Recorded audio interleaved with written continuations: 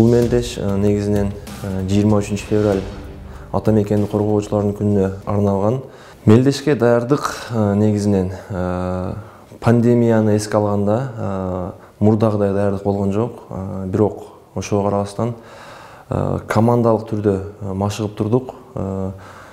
Режим болбосо дагы аракет кылдык, чогулуп команда менен чогуу ойноп. Бул мелдеш негизинен Ош шаарындагы мекеме ишканаларынын арасында болуп өттү.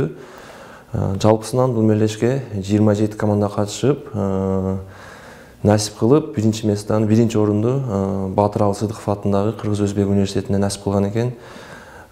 Биринчи орунду биз ээлеп алдык. Ушул ректорубуз баш болгон жамаат жана ушул жерде окумуштуулар кеңешинин бардык мүчөлөрү биздин сыйыбызды тең бөлүшүп, өздөрүнүн куттуктоо сөздөрүн айтышып, ыраазычылык сөздөрүн бизге айтышты.